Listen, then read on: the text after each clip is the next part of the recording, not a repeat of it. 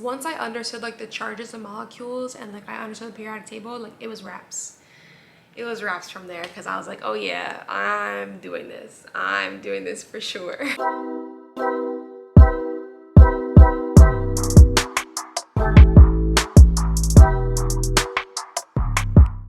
Hello, welcome back to my YouTube channel. If you are new here, please take time to subscribe down below, hit that little bell button so you don't miss any of my content. And if you came back, hey mamas. Today we're going to be doing another Q&A. My first Q&A was in the beginning of the year when I started posting on my YouTube channel, consistently at least. And I'm also going to unbox some packages because I have a bunch of packages that I should have unboxed a while ago and I just haven't. So if you're interested in that, keep watching. So I asked people on both my Instagram and my TikTok questions for this video, and we got a decent amount. So I decided I was gonna do this now. If y'all want more question and answers, please let me know. Please comment down below. I'm very engaging with whoever decides to comment on my videos. So very rarely, if you comment or you ask me a question, I won't respond. Like, I literally don't think it's happened up until this point yet. And I take pride in that. So definitely ask me questions and I will try to compile them into videos in the future. Another thing before we get started, because we passed 500 subscribers, I do have a community page on my YouTube channel now. So if you haven't seen that, please engage with my community page. I do post pretty frequently, asking you guys questions when I should post, giving you a preview of some of the videos that I'm going to be putting up, things like that. So definitely engage with that. A lot of my community, people that engage with my community page are going to be the first to hear about a lot of stuff on my YouTube channel moving forward. So definitely don't miss out on stuff like that. Without further ado, we're going to start with one of the questions. All right, we're going to start with this one. How would you describe life after college?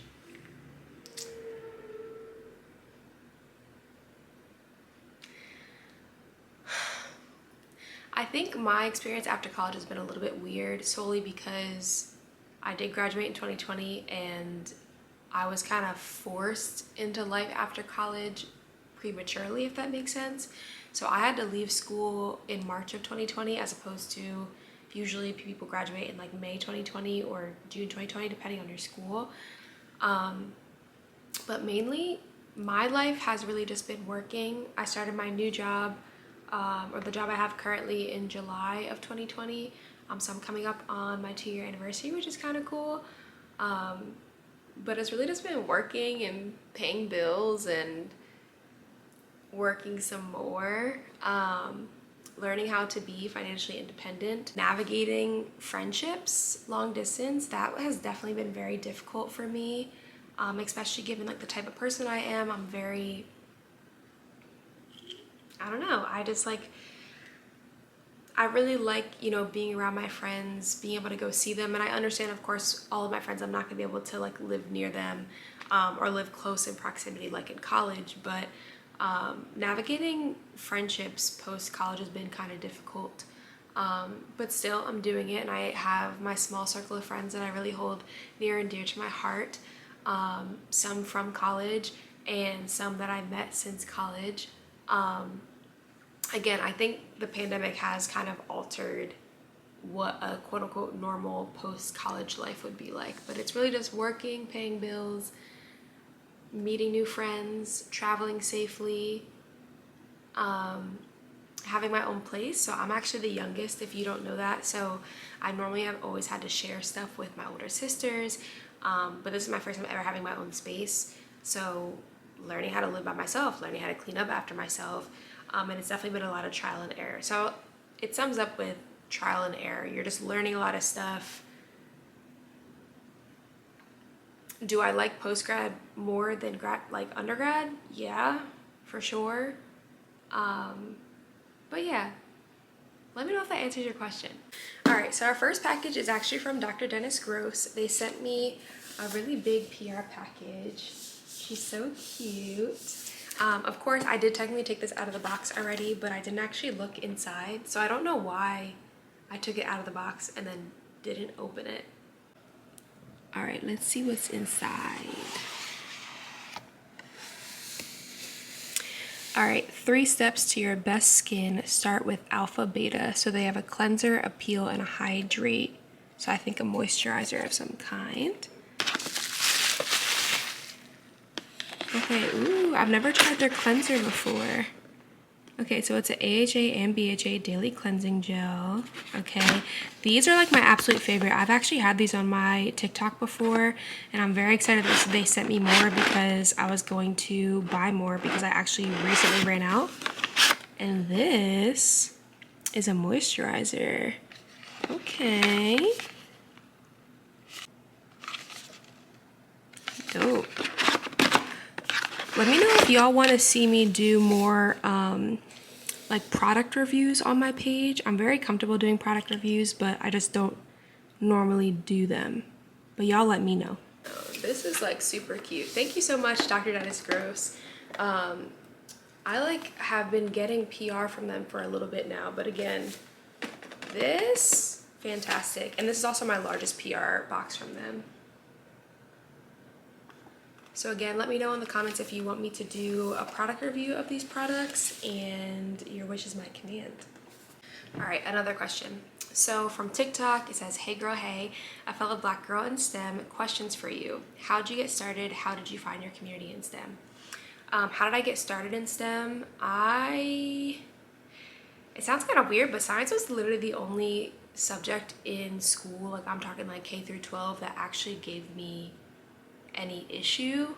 I was like very good in history, very good in English, very good in math, literally every other subject, social studies, what else is there? I took Spanish K through 12, but science was just always so hard, and I didn't like how difficult it was for me to understand. So it always intrigued me from that aspect. And then in 10th grade, I had a professor that was my honors chemistry class, Dr. Gould. If you're watching this for some reason, I very much attribute the fact that I'm a chemical engineer to you. But I just like wasn't understanding chemistry. I just wasn't getting it. And she just would stay after school with me and like try to explain things completely different and all this stuff.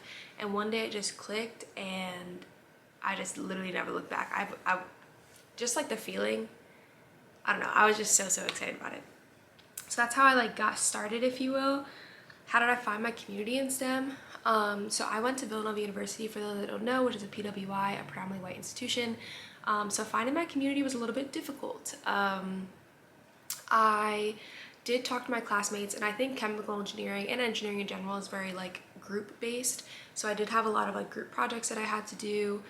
So I met people through that way, but like my core community, if you will, I didn't really meet until junior year. Shout out Maya, I will always shout her out. She was the other Black girl in my class.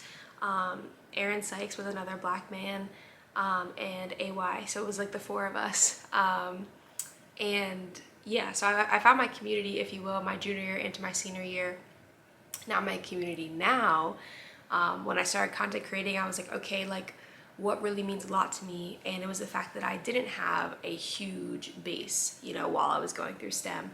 And basically like I started making my content, and I was like, you know what, like if I can do it, you can do it too.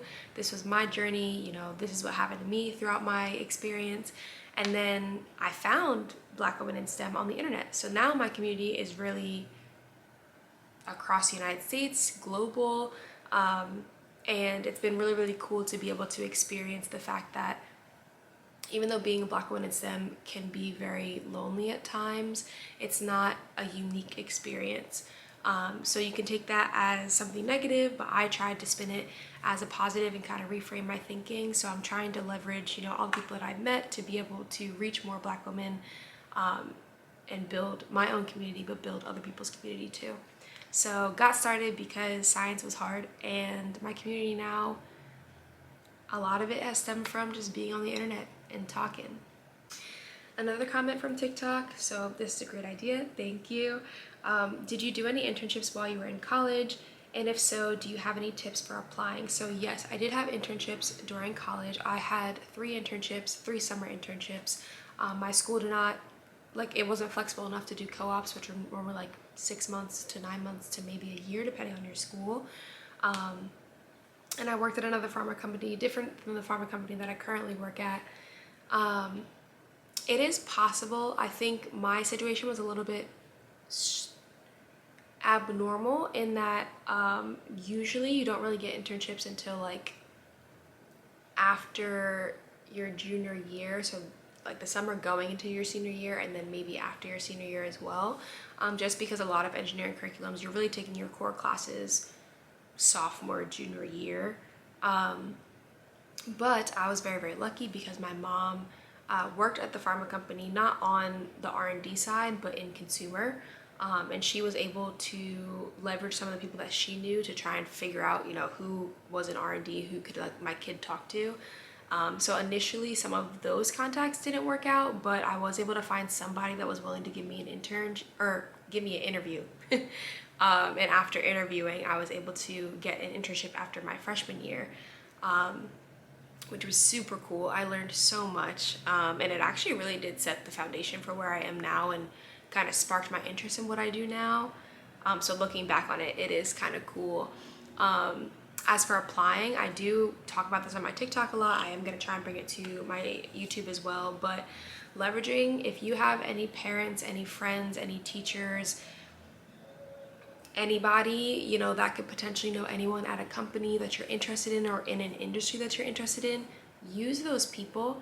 A lot of companies are very much relationship based, which again, there's pros and cons to it. Cons for sure, if you don't have any connections within a company, it's very discouraging.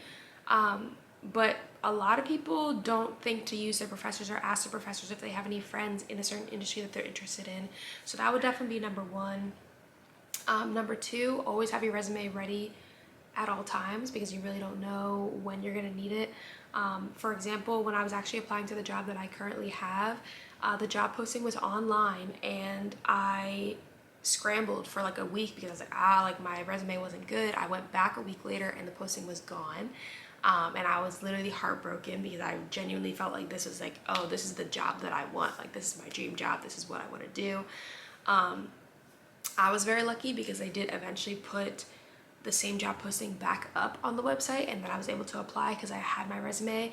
But had I had my resume just ready and prepared, you know, that part wouldn't have happened.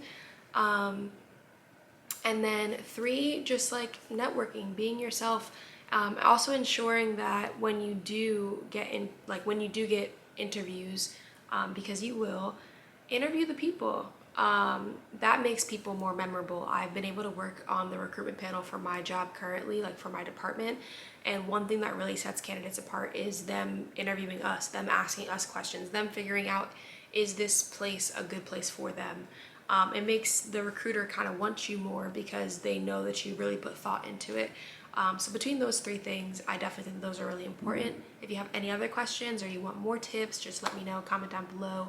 And again, I'm gonna try and really bring that content that I make for my TikTok onto my YouTube in the future as well. Ugh. All right, next package. This is from Necessaire. I think I've put them more in my get ready with me, like short form videos on my Instagram, but I really, really, really like them. I was influenced by a bunch of different people that I follow on my Instagram, and I was finally able to actually try their products, and I get fragrance-free products because my skin is sensitive. But ooh. Yes, they sent me a re-up. Perfect. Okay, so it's two products. I got their body lotion. I also just like love their packaging. It's like very minimalist. But yeah, this is their body lotion. I really, really like it. Oh, I'm not gonna open this one. Maybe I should show y'all the other one because I am running low.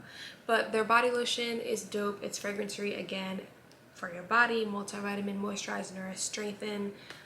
They're currently running a campaign about combining both the lotion and the body serum, which I will show you next. I actually already did that, but I probably will make some content I'm thinking about combining the two because I feel like people aren't doing that, which is odd to me because, girl. But yeah, this is the body serum. It has like a little pump like this, but this body serum has hyaluronic acid to hydrate, replenish, and plump. So the point is to actually put both of them together to really, you know, lock in moisture, I guess. I usually do put my serum before my moisturizer, but I would assume putting them together, does the same thing. And this is nice because it's a gel. It has benefits, treatment. Oh, I didn't even realize that it has all this stuff. And it has the pH. Scientist. Anyway, but no, I definitely like Necessera. I actually do have a code for them that I'll put in the description box. If you're interested in trying and you want a little bit of discount, definitely click on the link below. I do get some money, but again, who doesn't want a discount? So, next question. All right, who in your life has been the most helpful on your journey to be an engineer? That's like hard because I feel like a lot of people have affected that, but 100% my parents. Fun fact, I actually applied to 8 schools for undergrad, and I applied to 7 out of the 8 as a chemistry major. I only applied to Villanova as a chemical engineer.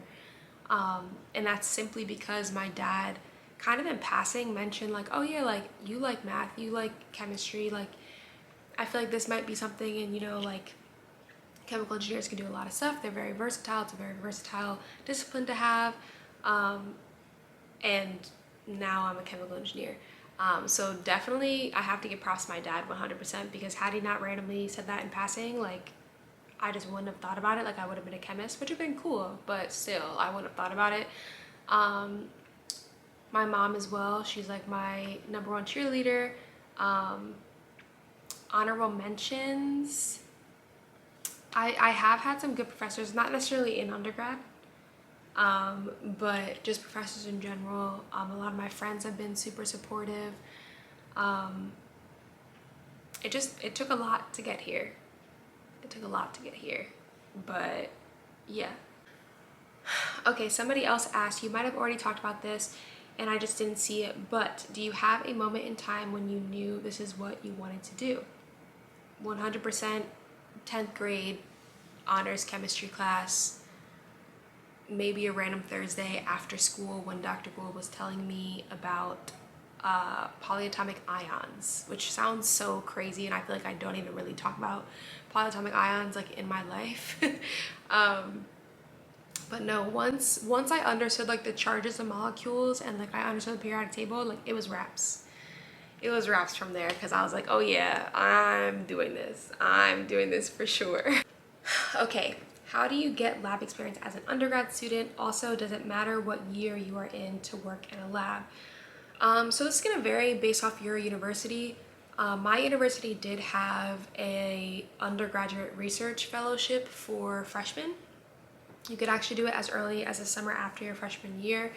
I don't know if that's like unique to my alma mater or not, but I feel like a lot of universities probably do have similar experiences or opportunities.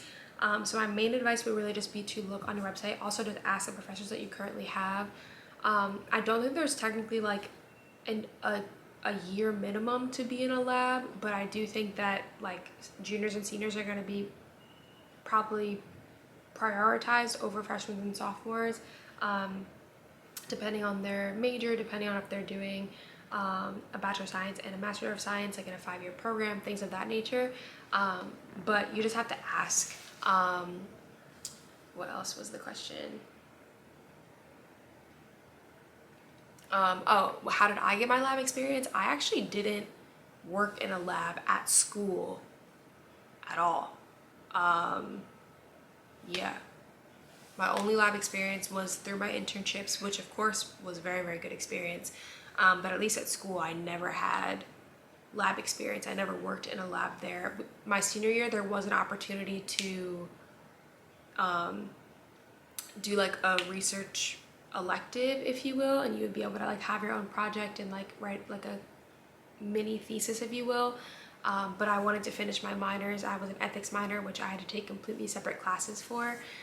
So I didn't end up doing that. But I don't think research in your undergrad is not necessarily a make or break, depending on what you're actually interested in doing. So like for my job, like to go into industry, you don't necessarily need research experience. Like when I review resumes, is it nice to say, oh, okay, like they have worked in a lab before, you know, they know aseptic technique, they know how to pipette, like things like that. Sure, 100%. But at the same time, it's not going to completely knock your chances of, you know, getting a job somewhere. But I mean, if you're able to, I say why not? If you don't have anything else to do, or if you just simply want to learn more about, you know, being in lab, aseptic technique, pipetting, just things like that, I think working in a lab is a really good opportunity if you're able to. So definitely look on your school's website for any opportunities that they provide. All right, next package. This is really exciting because Versed actually reached out to me. I've never used any of their products before. So I'm very excited to see what the hype is about. Now, granted, I technically don't know how this opens.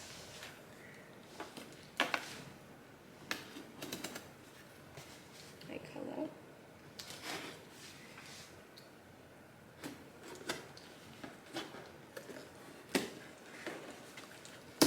Ah, it opens this way. All right, let's see what I got. The wait is over. All right, this box is made of at least 50% recycled, period. All right, let's see. Ooh, a cute headband. I feel like I've seen these all over Instagram. Okay, I didn't know it was from Verse. That's dope. All right, ooh, I have like a few goodies in here. All right. This is when I do like my skincare. I can just like bop.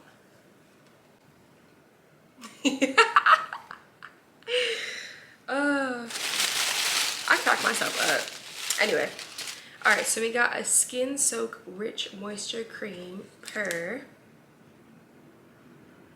how to warm a peanut size amount. Do they know I'm allergic to peanuts? That was so corny, I'm so sorry. Made for dryness and aging skin. Maybe I can't open it. Oh, there's tape on it, of course. Makes sense. I mean, I want to show y'all the texture, but if it's not coming off, it's not coming off. You feel me? And I was gonna say, and I'm not strong enough.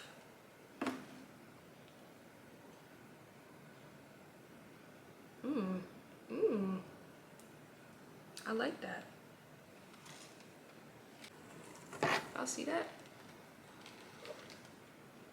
We're gonna put a little bit of that on there. Nothing too crazy. Just so I can rub it in and y'all can see it. Actually, do it that way. Can y'all see that? I don't know, but kind of like that texture. And my hand was a little bit ashy, so. It has a nice smell to it.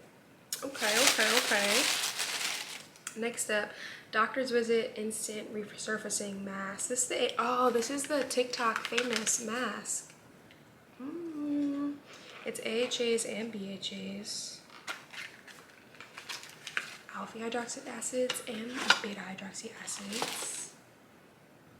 Oh, this thing got tape on it too? Oh, no, it doesn't. Okay. Got a little bit nervous.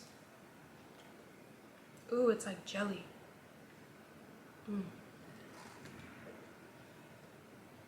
see that? Yeah. I don't want it to fall though. So we're gonna put that back in there. Let's see what the box is talking about. It has pineapple enzymes. Ooh, made for aging skin and dullness. Yeah.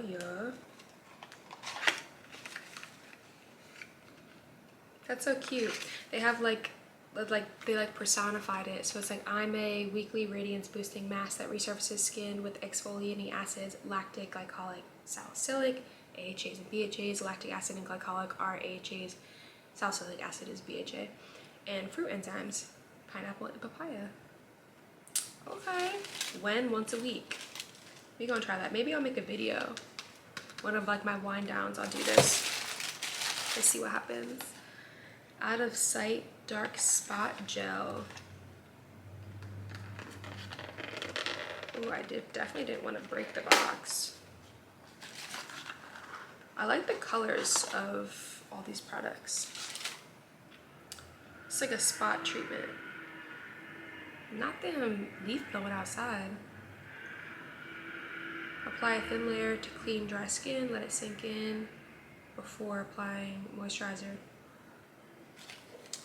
That's that. I really like this color. I think that's actually, well, I was about to lie to y'all. Brown is my favorite color, but this is my second favorite color. All right, and then lastly, they sent me Guards Up Daily Mineral Sunscreen. Now sunscreens, this is scary. This is scary. Mineral sunscreens are scary because I am not for this. I'm not for the. Why is it not letting me take it out? That was weird. Because I'm not for the white cast. It's called Guards Up Daily Moisturizing.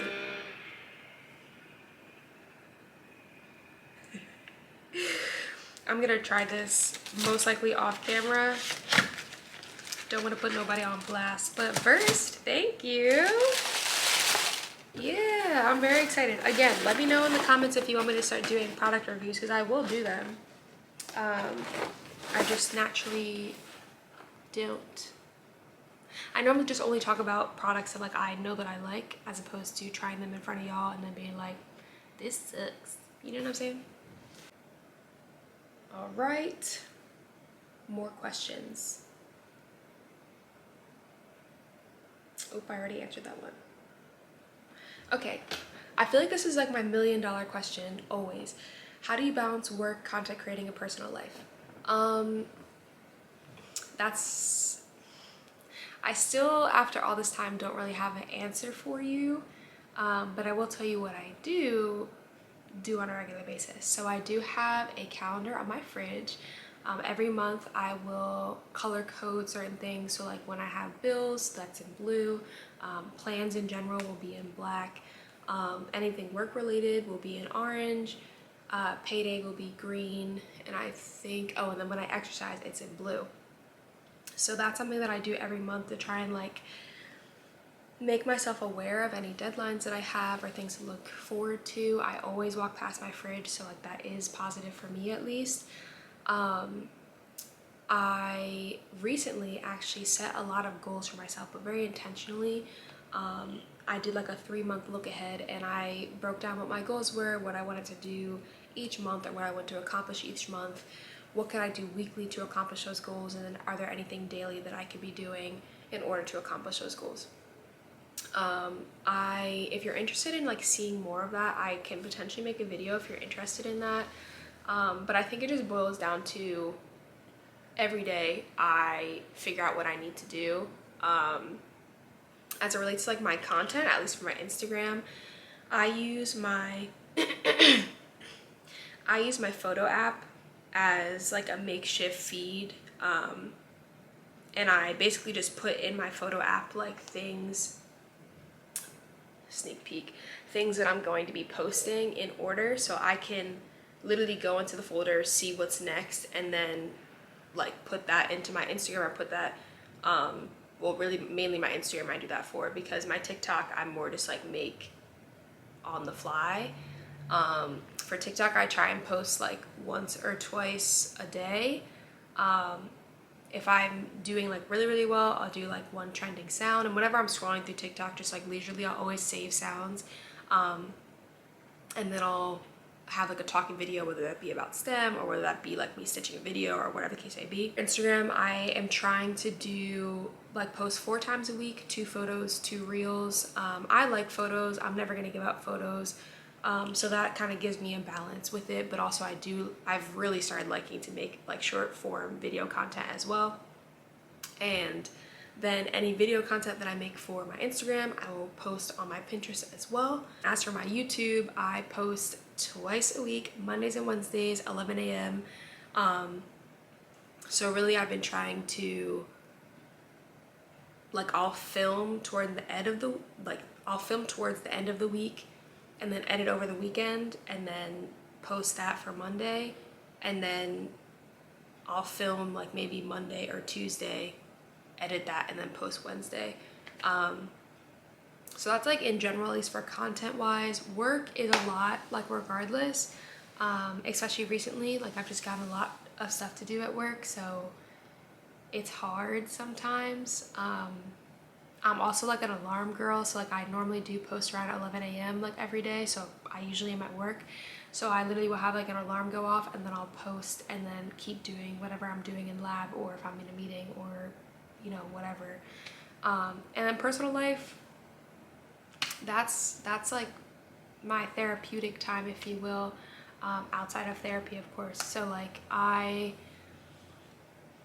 just try to text my friends and be relatively on top of like when I'm supposed to see them next. I try to make plans in advance, or as in advance as I can, just so I can kind of block that off, and then again I'll write it on my fridge so I know like, okay, like we're potentially gonna do something this day or this day, like I'm gonna write it down just so like I can kind of keep track of things. I also use Notion too. That's something else too, and maybe a video I can go into, that I have like all my important dates for like literally the entire year in one place. And that just helps me because I do like to travel a lot, and also I started to do the Black Women in STEM meetups over the summer with India. So like just like a bunch of stuff that I'm doing. There's no real method to the madness, but you know, I'm making it work for myself. So hopefully that helps. Let me know if anything I said you want to hear more about, and I could potentially make a video about it too. I literally just got this just now, but it says, "Hi Camille, other Camille here, going into my first year for my bio degree. Congratulations, that is so exciting. What would you say makes a good applicant for STEM jobs and internships?" I mean, everyone is gonna say like, oh, like good grades, like do well in class, like stuff like that. But I think one of the main things that really separates people as applicants is when they do other things. So for example, I was a chemical engineer, I was also pre-med, and I had 2 minors, but a lot of my interview time for the jobs that I applied for were talking about my time abroad, because I was able to study abroad while I was in college. I lived in Rome for 6 months, and I was in an a cappella group, and I practiced for 10 hours a week. So those were like 2 very large talking points that like people would see my resume and see like, oh, okay, like she does well in school, but oh my gosh, you lived in Rome, how was that? Did you love it? Like, would you ever go back? Things like that. Oh my gosh, you sing, how long have you been singing for? Like, what I remember one interviewer was like, oh, like what have you learned from like singing throughout your life and like being in groups? Can you apply to a job like this, or like apply to engineering? Which was super cool because I was able to use something that I was super interested in, aka singing, to then apply it to like my more technical job, if that makes sense. So really do other stuff. Now again, do not, or at least try not to spread yourself too thin. I'm also very notorious for that too, and I was very bad with it in high school and college. So I'm trying to, even at work, I noticed myself starting to like volunteer for things, and I had to really be like, time out, you know? But yeah, my main advice is like really just do other stuff. Find a hobby or 2 that you're really interested in. Maybe get, you know, a leadership position in a club associated with that, and that like really will set you apart. And also, of course, like you're more than your good grades. Like that's like the main takeaway. You're more than like your grades. So yeah, I hope that helps. Let me know if that helps. And if you guys want to hear more about living in Rome / singing, because I'd be forgetting that I can sing. Okay, and last question for today is, what advice would you tell your younger self? And this can relate to anything. Girl. Like, you're actually really pretty. Crazy. You are going to love your hair. Just wait until people start coming out with actual products for you. Just hold on. Do not let your family talk you into wearing those purple glasses. It wasn't cute. It was never cute. It just wasn't cute. Please throw them away and get normal glasses. I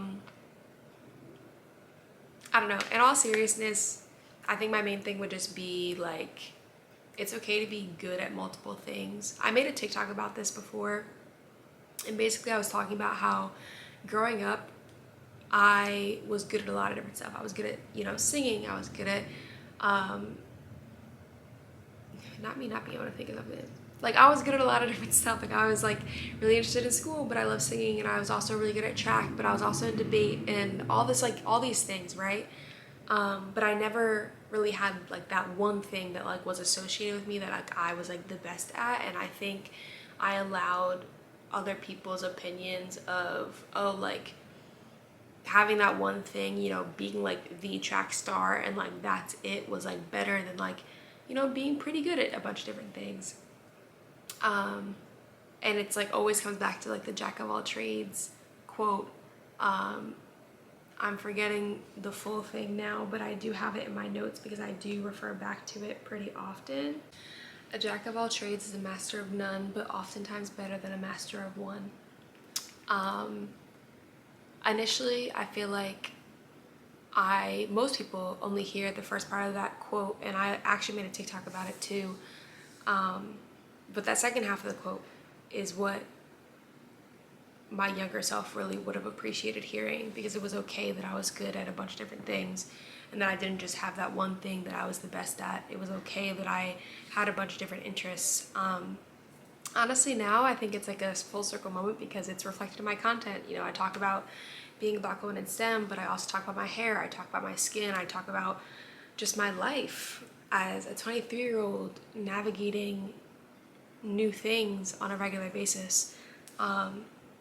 And at this point, you know, now I'm just like sharing it with a greater audience. I'm sharing it with you all. I'm sharing it with people on Instagram, things like that. So I think that would be the main thing I would tell my younger self. My TikTok is currently blowing up when I was asking about questions. So I am gonna end this video here, but please let me know if you guys have other questions. I will make new videos.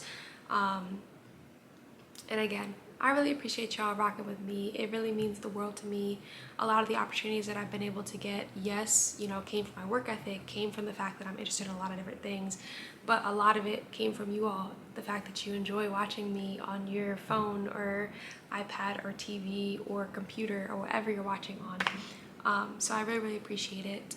But with that, I will see y'all next week. Again, please engage with me on my community page because that's going to be the first thing, really like the first thing to check, if you will, when I have like new videos or just something new or exciting coming out.